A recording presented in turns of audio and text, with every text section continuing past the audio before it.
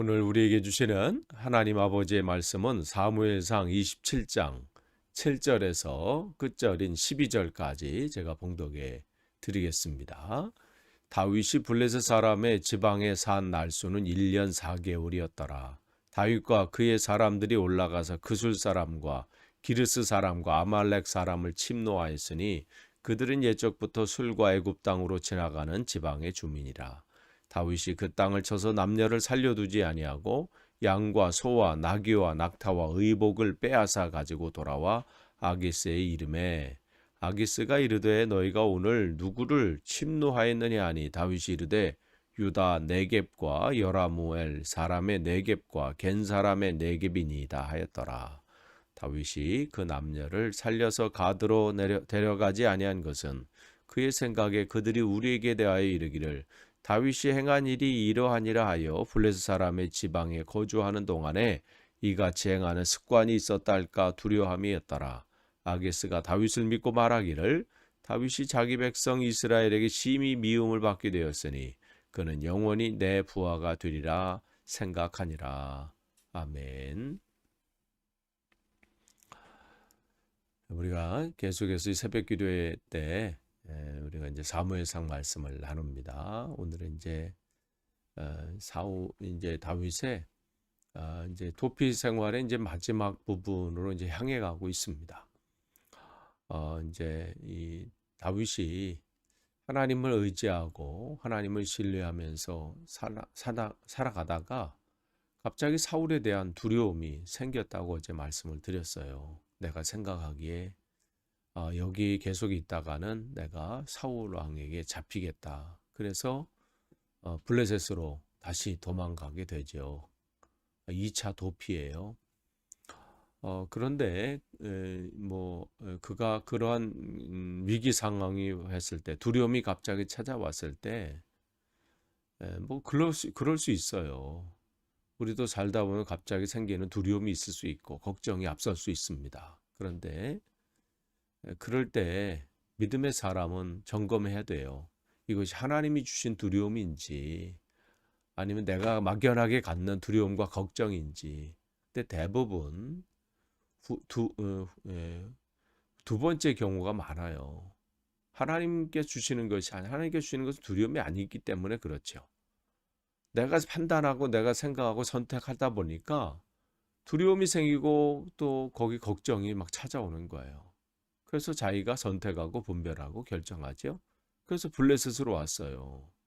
블레셋으로 오면서 그 전까지 삶이 그냥 하는 건 다른 삶이 바뀌어지게 되잖아요. 하나님을 의지했을 때는 그가 대단한 사람이 아니었다 할지라도 하나님의 놀라운 크게 일들을 나타냈어요. 나라를 블레셋의 공격 또 골리앗의 공격으로부터 구하는 그런 영웅이 되었고 그건 영웅이 되도록 만들어 주신 것이죠. 하나님께서 기름 부으시고 그를 왕으로 세우신 후에 하나하나 하나님 훈련을 통해서 모든 사람에게 각인시키시고 또 그런 일들을 감당케 하시도록 하나님이 또한 지혜를 주셔서 그가 맡은 것이 무엇이든 간에 거기서 지혜를 발휘하니까 사람들이 뭐라고 칭송해요. 야, 하나님이 함께하는 사람은 다르구나. 이러한 얘기가 들려지게 되고 또 그러한 또 가운데 맡은 바 일들을 잘 감당했어요. 그런데 위기가 계속되어지고 또 어려움이 계속되어지니까 다윗도 인간인지라 자기 생각대로 판단하고 자기 소견에 옳은 대로 행한 거예요. 그래서 다윗뿐만 아니라 우리도 얼마든지 이럴 수 있습니다. 믿음의 지금 생활 한다고 할지라도 순간 내 판단이나 내 결정으로 인해서 어려움을 겪을 수 있게 돼요.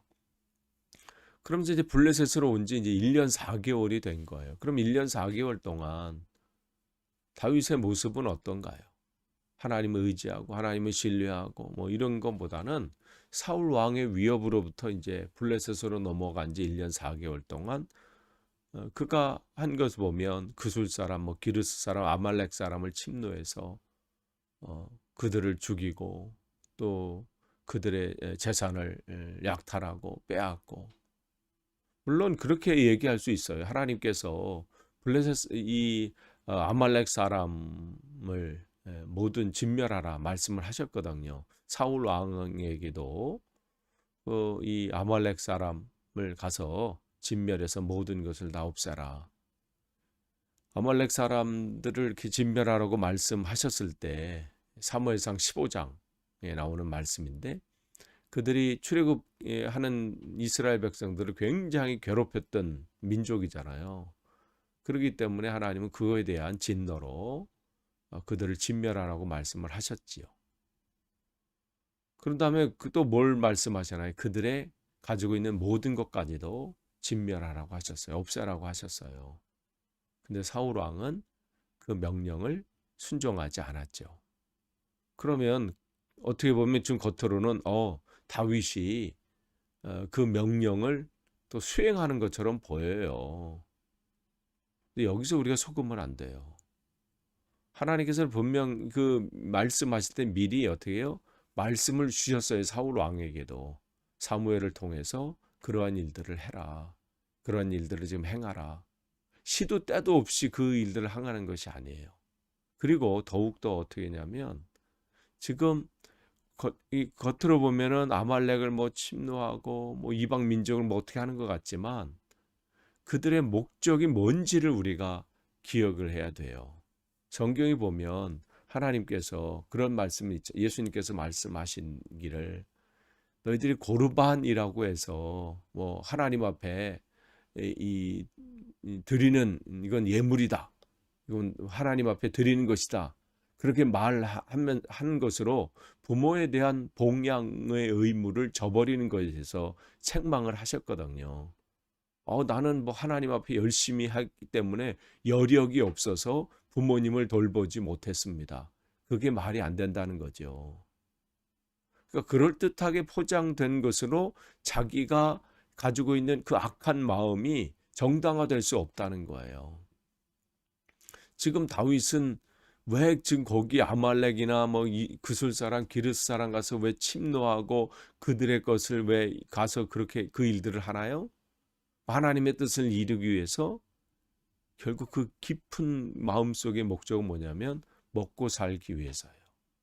자기들이 거느리고 있는 사람들, 또 자기가 함께하는 사람들, 블레셋 왔는데 도망 왔는데 먹고 사는 게 막막하잖아요. 그러니까 어떻게 해요? 살 길을 궁리하다 보니까 그런 일들을 하게 되는 거죠. 겉으로는 그럴듯하게 포장했을 수도 있어요. 우리는 하나님의 이 말씀에 지금 순종하는 것이다. 그렇지만 그 깊은 곳 속에는 자기가 원하는 바를 지금 행하고 있는 거죠. 이것이 하나님 앞에 붙들린 속에 있는 때의 다윗과 그렇지 못할 때의 다윗의 모습이 여기서 극명하게 구분되어지는 겁니다. 하나님 손에 붙들림을 당했을 때는 그는 하나님께 묻는 사람이었어요. 하나님, 내가 하나님의 사명이 이렇게 있고 또 이렇게 해야 되는데 이걸 어떻게 해야 됩니까? 근데 지금은 하나님께 묻는 장면이 없어요. 어떻게 해야 될지를 하나님 앞에 아뢰는 장면이 없습니다. 즉흥적이고 자기 감정대로, 자기 기분대로 행하게 되는 거예요. 그렇게 하다 보니까 어떻게 자기 욕심을 하다 보니까 그의 삶의 모습이 이렇게 변해요. 그전까지는 사람을 살리는 사람이었어요. 하나님의 뜻을 구하는 사람이었습니다. 그런데 지금은 어떻게 침노하는 사람이고 도적질하는 사람이고 또 그것을 모면하기 위해서 어떻게 해요? 거짓말할 수밖에 없는, 그게 다윗의 모습입니다. 하나님의 손을 붙잡지 않는 사람은 누구나 이러한 모습이 될 수밖에 없어요. 그가 목사라고 하고 뭐 교회에 뭐 대단한 직분을 가지고 있는 사람이라 할지라도 그 가지고 있는 욕망을 하나님의 것으로 포장해서 할 때는 그는 하나님과 상관없는 사람이 되는 겁니다. 얼마나 그런 사람들을 많이 보나요? 겉으로는 뭐 대단한 신앙의 사람 같아요. 무슨 이 마태복음 7장에 나오는 대단한 주의 종 같지요. 귀신도 내어쫓고 선지자 노릇도 하고 권능을 행하는, 그러나 주님께서는 그의 마음의 중심을 알고 계세요. 불법을 행하고 있는 자들, 하나님께서 원하지 않는 일들을 행하고 있는 거예요. 아무리 대단한 하나님의 크게 일들을 나타낸다 할지라도 그는 불법을 행하는 자들이고 하나님의 그 잔치자리에서 내쫓김을 받게 될 것입니다. 지금 그런 모습이에요. 그러니까 100% 하나님을 따르는 게 아니에요. 11절 보시면 거기 가서 어떻게 해요? 이제 다윗이 행한 일들이 뭔지를 이제 사람들이 다 알릴까 봐 어떻게 해요? 그 사람들 다 그들을 데려가지 않고 또 그들을 다 없애버리잖아요. 이러한 모습들이 있어요. 그러면서 생기는 것은 뭐예요? 11절 끝에 보시면 두려움이에요, 두려움. 사울 왕을 피해서 그 죽을까봐 또 거기 있다가면은 큰일 날까봐 그 두려움 때문에 피해 왔는데 그러면 그 두려움이 없어져야 되잖아요. 이제는 평안과 기쁨과 뭐 이게 있어야 되는데 여전히 이곳에서는 또 다른 두려움이 있어요. 여기서는 아기스 왕에 대한 두려움이죠. 그러니까 우리가 하나님을 떠났을 때 우리의 모습이 이런 거예요. 하나님이 주시는 평안으로 채워지지 않으면요. 내 생각으로 내 방법으로 이렇게 하면 평안하겠지. 이렇게 하면 뭐 그 문제가 해결되겠지. 그렇게 해서 머리 굴려봤자 어떻게 해요? 변하는 것은 없습니다. 하나님이 주시는 평안이 진짜 평안인 거예요. 그러니까 블레셋에 살려고 한다면요. 이스라엘에 남아 있어도 살게 되고요. 죽으려면 블레셋으로 가도 죽게 돼 있어요. 하나님의 사람들은요. 언제든 어떻게 하나님 손에 있어야 되고요. 하나님 품 안에 있어야 돼요. 지금 생각대로 하니까 점점 더 어떻게 해요? 깊은 수렁에 빠지게 되는 거예요. 내가 원래 이러려고 한 게 아닌데 근데 이미 어떻게 해요? 거기에 발을 들여놔서 수렁에 점점 빠지게 돼요. 하나님의 이름을 내세우하지만 명목은 그런 것 같지만 결과는 뭐예요? 살인이고 도적질이고 거짓말 행하는 자고 초라한 인생이 되는 거죠. 입술로는 주여 주여 합니다. 남들이 볼 땐 거룩한 종 같고 거룩한 하나님의 사람 같아요. 근데 그 안에는 악독이 있는 것이죠. 세상의 욕망으로 찌들어 있어요.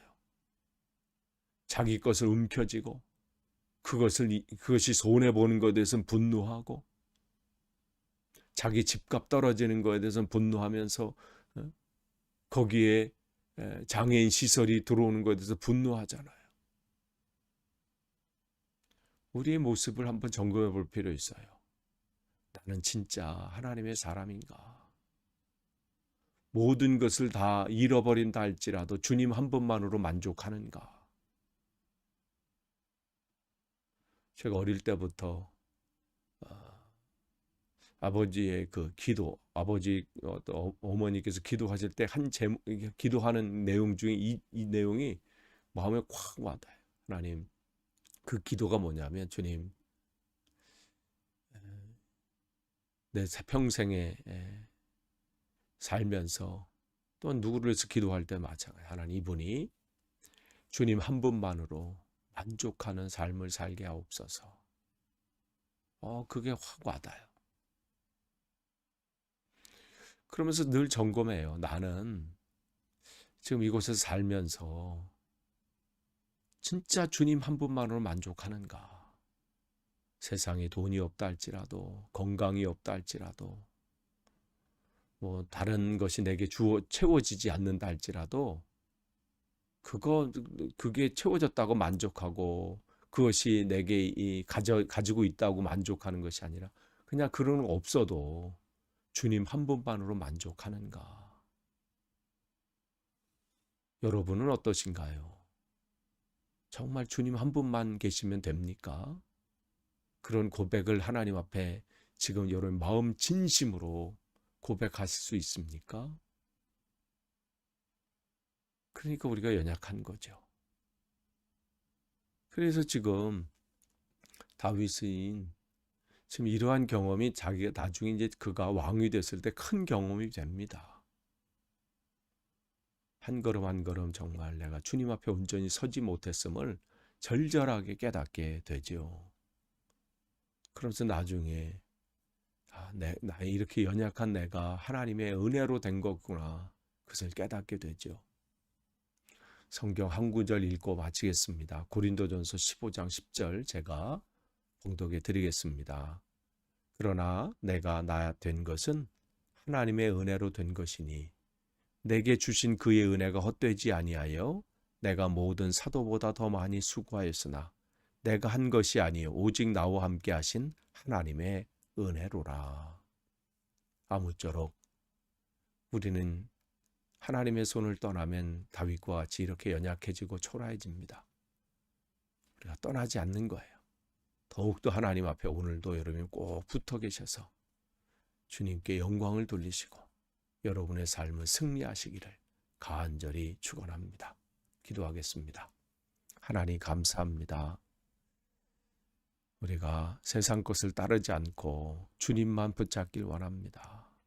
정말 세상이 다른 것으로 만족하는 것이 아니라 주님 한 분만으로 만족하기를 소망합니다.